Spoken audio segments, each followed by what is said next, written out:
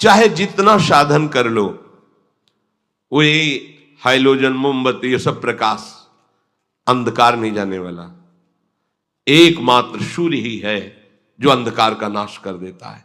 एकमात्र भगवान का आश्रय और उनका निरंतर सुमिरन ही तुम्हारे अज्ञान अंधकार को नष्ट करेगा। अन्य तपस्या आदि बड़े बड़े साधन वही है अंधकार नष्ट करने की यंत्र, लेकिन सूर्य नहीं है। सूर्य कौन है? आदित्य वर्णम, भगवान। भगवान का आश्रय, भगवत भजन, ये सूर्य की तरह प्रकाश। हृदय में कहीं भी अंधकार नहीं। अज्ञान तिमिरांधस्य ज्ञानांजन शलाकया चक्षुरुन्मीलितम मेन तस्मै श्री गुरुवे नमः। वो हमारे नेत्रों में ज्ञान का प्रकाश कर देते हैं, अज्ञान अंधकार का नाश हो जाता है। इसलिए भगवान को कहा कि मन बुद्धि आदि को भी जहां से प्रकाश प्राप्त होता है, अज्ञान का सर्वथा जहां से नाश हो जाता है, वो हमारे प्रभु श्री हरि है। आदित्य वर्णम अनुस्मरेत अचिंत्य रूपम। बहुत समझने का विषय है। हमारे प्रभु का रूप कैसा? आप भाव करें तैसा। अचिंत्य रूपम, उनका क्या स्वरूप है, आप जैसा भाव करें। देखो, गोस्वामी जी इसी को सरल भाषा में कहते हैं, जाकी रही भावना जैसी, प्रभु मूर्ति देखी तीनों तैसी। प्रभु कैसे? बोले जैसी आपकी भावना वैसे ही आपको भगवत दर्शन होगा। वैसे तो अचिंत स्वरूपम, तुम्हारे चिंतन में आने वाला तत्व नहीं है श्री हरि। जैसी भावना आपकी, आप जैसी भावना से सत्य का आरोप कर लेंगे वैसे ही अनुभव आने लगेगा। ये भगवान का खेल है। जैसी भावना करेंगे आप, पत्नी भावना से तो भगवान मेरा पत्नी बना हुआ है पक्का 100%, 99 नहीं। आप पुत्र भाव, वही पुत्र बना हुआ है मेरा हरि ही, दूसरा नहीं, पक्का। जिस दिन तुम्हारे नेत्र खुलेंगे तो तुम देखोगे तो मैं भगवान में ही खेल रहा था, मैं भगवान में ही खेल रहा था, चूक गया, चूक गया। जा पर जाकर सत्य स्नेहु, सोति ही मिले ही न कछु संदेहु। यदि आपने सत्य स्नेह कर लिया शरीर से, संबंधियों से, वही परमात्मा आपको भाषित हो रहा है वैसे ही। यदि अचिंत्य स्वरूपम, जो मन बुद्धि के अगोचर तत्व श्री हरि का रूप जो गुरु ने प्रदान किया है, अब आप उसका आगे कह रहे हैं अनुस्मरे, तो वो तुम्हारे स्मरण में आ गया, बस जीत गए, सब जीत गए। वो ऐसा अणो अणियान महतो महियान, वो अनुशासितारम, वो कविम पुराणम, वो परमात्म तत्व तुम्हारे हृदय में आ जाएगा। हृदय में खास बात है अनुस्मरेत। अनुमान होता बार बार, स्मरण के बाद स्मरण, स्मरण मतलब तार नहीं टूटना चाहिए, तैल धारावत। वो सर्वज्ञ, वो अनादि सबके शासक, परमाणुओं से भी अत्यंत सूक्ष्म, सबका धारण पोषण करने वाला धाता, अज्ञान से अत्यंत परे, सबको प्रकाशित करने वाला, चाहे उसे सगुण बोलो, निर्गुण बोलो, साकार बोलो, निराकार बोलो, वो सब का सब तुम्हारे हृदय में अपना वैभव प्रकाशित कर देगा। बस तुम्हें जरूरत है अनुस्मरेत। अनुस्मरेत, स्मरण, परिस्मरण, परिस्मरण, तो बार बार स्मरण। यस्य स्मरण मात्रेण जन्म संसार बंधनात् विमुच्यते। जिसके स्मरण परिस्मरण करने का प्रभाव क्या होता है? विमुच्यते। वो जन्म के कर्म बंधन से, मरण भाव से मुक्त होकर चिदानंद स्वरूप में स्थित हो जाता है। खास बात आई है स्मरेत, अनुस्मरेत, बार बार स्मरण, बार बार प्रभु की याद। ये प्रभु अपना परिचय इसलिए दे रहे कि तुम जान लो कि तुम्हारे प्रभु कैसे हैं। ऐसे महान प्रभु के तुम दास होकर किसी व्यक्ति का आश्रय, किसी वस्तु का आश्रय कहां फंसे हो? कहां हो तुम? राग द्वेष निंदा कहां हो तुम? अभी तो तुम देह भाव में माया में विचर रहे हो, अभी साधक नहीं हो, अभी उपासक नहीं हो। साधक उपासक तो हर जगह अपनी प्रभु की महिमा को देखता है। अणो अणियान महतो भैया। पूज्य भाई जी से हनुमान प्रसाद पोद्दार जी ने अपनी वाणी में लिखा कि जहां से सुई के पीछे वाले छेद में धागा जाना मुश्किल होता है, हमारा श्री कृष्ण वहां से अनंत ब्रह्मांड पार कर देगा। अनंत ब्रह्मांड इतना सामर्थ्यशाली। कर तुम अकर तुम अन्यथा कर तुम। अब किसका हम आश्रय लें? हे सब मृत्यु के काल के कलेवा शरीरों को अहम मानने वाले, इनका हम आश्रय लें? ऐसे प्रियतम, ऐसे स्वामी का दास होकर किनका आश्रय ले? है ही नहीं कोई, तो किनका? दूसरो न कोई, मेरे तो गिरधर गोपाल, दूसरो न कोई। अनुस्मरित कहने का भाव है कि आप जब निरंतर चिंतन करेंगे तो आपको अलग से कुछ भी ज्ञान प्राप्त करने की जरूरत नहीं पड़ेगी। यही खास बात है। अगर हम निरंतर भगवत स्मरण कर रहे तो सच्ची मानिए, जो भगवान शंकराचार्य को ज्ञान है वही आपको हो जाएगा ज्ञान। जो भक्ति आचार्यों के हृदय में वो आपके हृदय में आ जाएगी, क्योंकि भगवान का नाम ही आचार्य है, गुरु है, ग्रंथ है, पंथ है। सच्ची बात कह रहे हैं, यहां टिकना बड़ा कठिन होता है। अगर नाम चल रहा है तो कोई ऐसा ज्ञान नहीं है जो आपके हृदय में प्रकाशित न हो जाए, पर इस पर विश्वास नहीं होता। व्याकरण पढ़ करके बहुत अच्छे संस्कृत के लक्ष्यदार भाषण दिए जा सकते हैं, लेकिन सत्य सच्चिदानंद से चित्त जोड़ने पर बात बनेगी। और आगे जब बढ़ेंगे तो अंतःकरण धर्म से त्याग वृत्ति होकर जब स्वरूप की तरफ, कोई पढ़ाई लिखाई की वहां गुंजाइश ही नहीं है। प्राय भटकना मिटता नहीं है। बड़ा अच्छा लगता है जब अपने आगे लिखे व्याकरणाचार्य या शास्त्री या मध्यमा जब आगे लिखे तो बहुत अच्छा लगता है। जब आगे लिखने के लिए कुछ है ही नहीं है तो फिर एक ही अच्छा लगता है, प्रियालाल के सिवा कोई नहीं।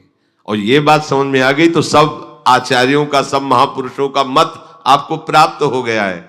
ये बात समझना कठिन होता है। जिन्होंने कभी स्कूल नहीं देखा, पढ़ने नहीं गए, ओ राम राम राम राम या एक ओम द्वि ओम तीन ओम ब्रह्म बोध संपन्न, उनकी वाणी और वेदांत के सूत्र मिला लो जाके, उनकी बोली हुई बात वेदांत में होगी, शास्त्रों में होगी, ढूंढ लो। क्यों? वो निरंतर नाम में रत है। बहुत ज्ञान, बहुत विद्या और संसार के ही भोगों में रति। क्या विद्या? विद्या पढ़ी कर तो फिरो औरन को अपमान, नारायण या विद्या नहीं, सब विद्या धूर समान, किस काम में आई? अनुस्मरित, एक भी क्षण व्यर्थ मत करो, सबका सार है भगवत स्मरण। श्यामा श्याम के चिंतन में डूबे हुए हैं। नाम चिंतन, मंत्र चिंतन, वाणी गायन, अंदर ही वाणी गायन चल शांत। तो बोले फिर क्या होगा, इसका परिणाम क्या होगा?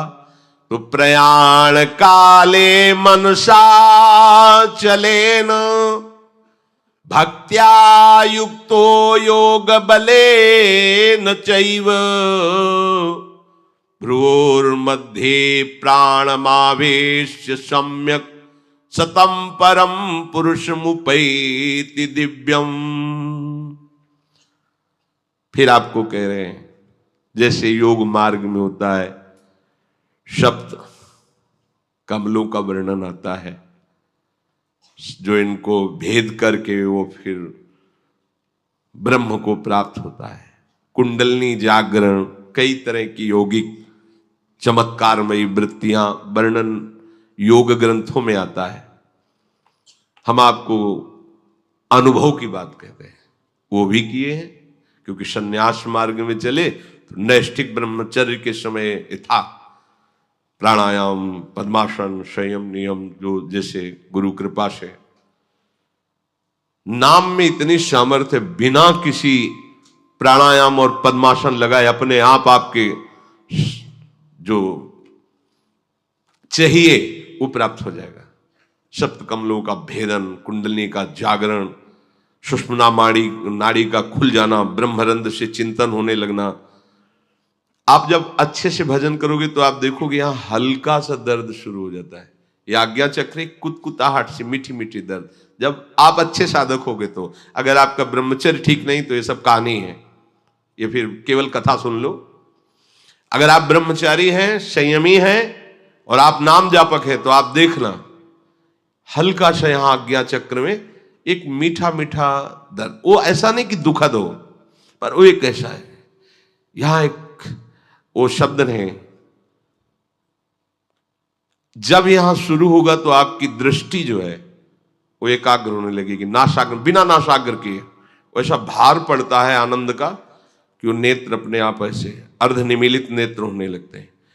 और फिर मंत्र यही ऐसे जैसे ऐसे प्रकाशित होता रहता है,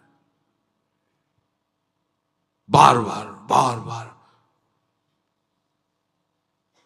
उसके आनंद का वाणी की सामर्थ्य नहीं, कोई यौगिक क्रिया नहीं, कोई पद्मासन, पैर फैला बैठे, सोफा में बैठे, कैसे नाम चल रहा ना, इतनी हीट पैदा हो रही, ऊर्जा शक्ति आध्यात्मिक, आज्ञा चक्र खुल रहा है अपने आप। ये जो सप्त चक्रों का भेदन है, बिना किसी प्रयास, हम ये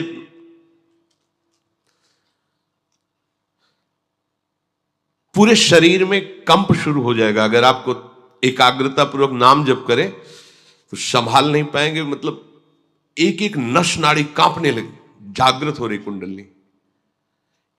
नाटक करने की जरूरत नहीं, इसमें नाटक नहीं होता। जैसे आए थे कि भाई कुंडली जागृत हो, जैसे किसी को भूतावेश नहीं होता हो, ऐसे ये बहुत गंभीर मुद्रा होती है और संभाल रहा है बस शांत एकदम भगवदाकार जागृत हो रही।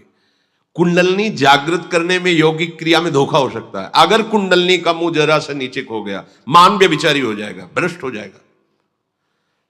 नाम जप की अगर वाला शब्द नहीं है, सीधे जागृत होती है। कौन सी सिद्धि है, कौन सा ऐसा परम लाभ जो नाम जप से नहीं प्राप्त? अच्छा, कुंडलनी जागरण का फल क्या होगा? भगवत प्राप्ति। अगर ना हो तो किस काम का रहेगा? नाम सीधे फल की प्राप्ति कराता है।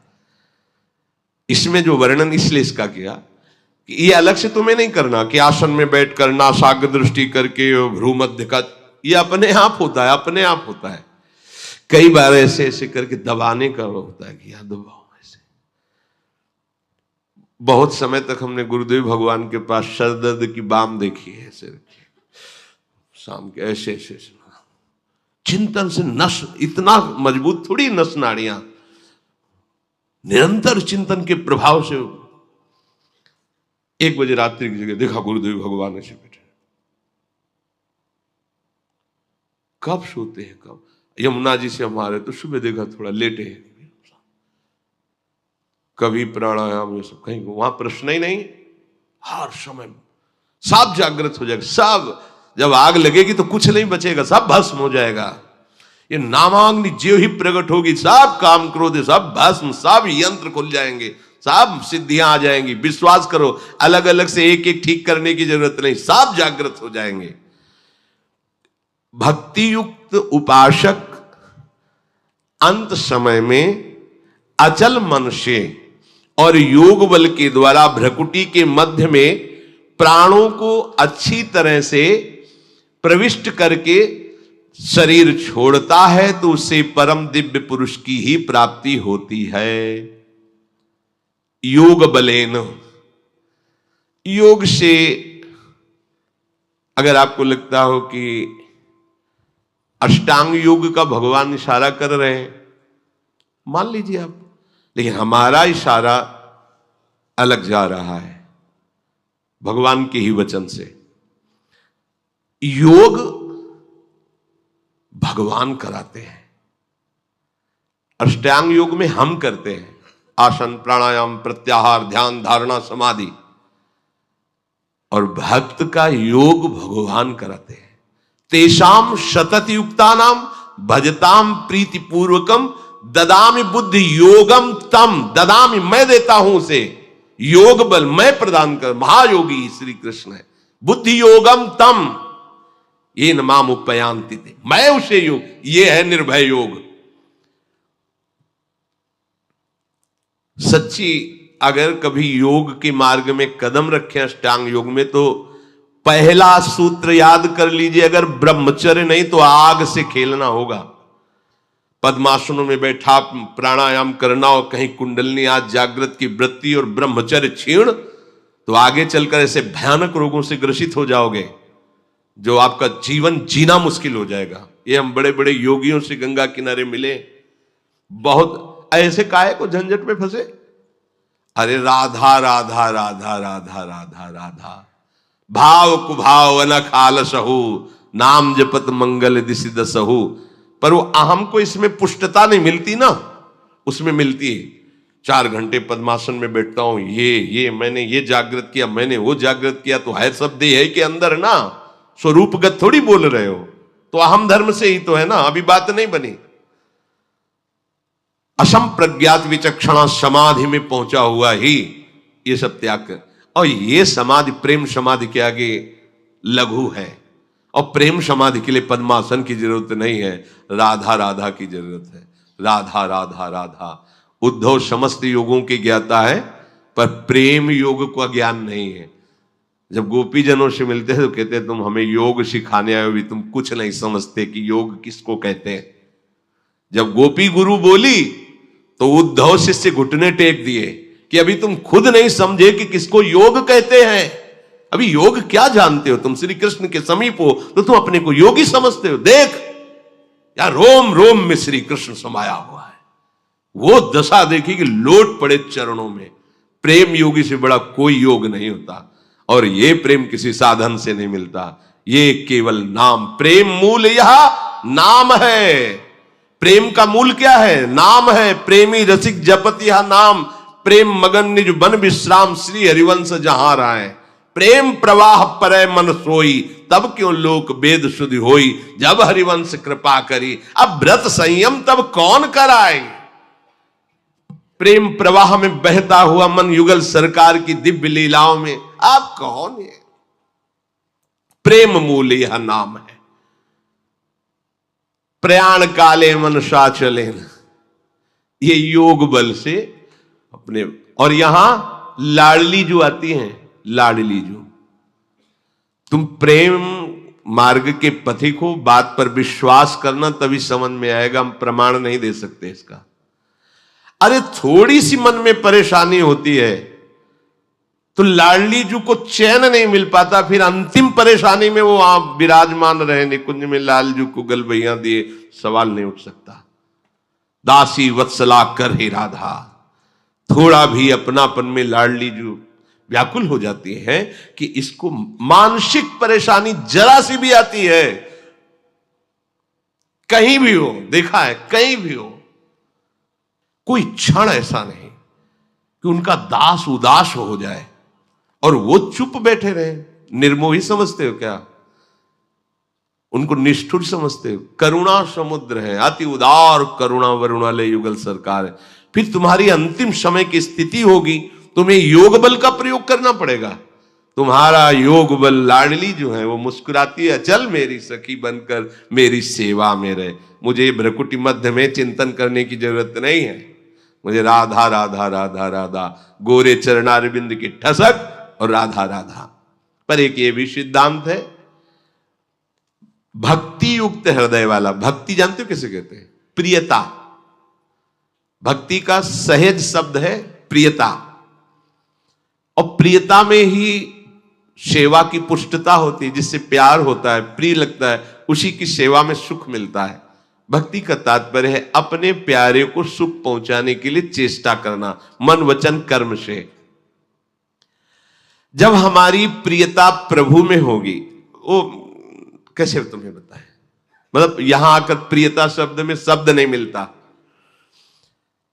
कितना प्यार प्रभु करते हैं ये तुम जान जाओगे ना तो निहाल हो जाओगे। पर ये माया जानने नहीं देती, इसका काम है पर्दा करते रहना, पर्दे पे पर्दा डालता रहे, ऐसे डालते रहते कि अनुभव भी होता है, फिर भी पर्दा पड़ जाता है। लगता है प्रिया जो हम पर कृपा करती, तत्काल वो पर्दा डाल देती। नहीं, कृपा होती तो ऐसा हो जाता। वो अपनी अनुकूलता को कृपा मानने लगता है, अपनी चाहत की पूर्ति को कृपा मानने लगता। यही माया का कार्य है। जब हम जिससे प्रियता करते हैं उसका प्रभाव हमारे हृदय में आता है, ध्यान रखना। भक्ति का अर्थ है प्रियता। प्रियता का स्वभाव है जिससे हम प्यार करते हैं उसको सुखी देखना, उसको सुख पहुंचाना। इसमें एक शक्ति प्रकट होती है, जो हमारा प्रीतम है उसके मन को आकर्षित कर लेना, यह आंतरिक वृत्ति है। भक्ति का नाम है प्रियता। प्रियता का अर्थ है अपने प्यारे को सुखी देखना, सुख पहुंचाना। और इस सुख पहुंचाने की वृत्ति का फल है कि जिसको सुख पहुंचा रहे हैं उसके मन को अधीन कर लेना, मन को आकर्षण कर लेना। अब मन को आकर्षित किया तो आपका मन, उनका मन, उनका मन, आपका मन, दो मन नहीं रह गए। अब मनसा चले न अचल हो गया मन, अचल हो गया मन।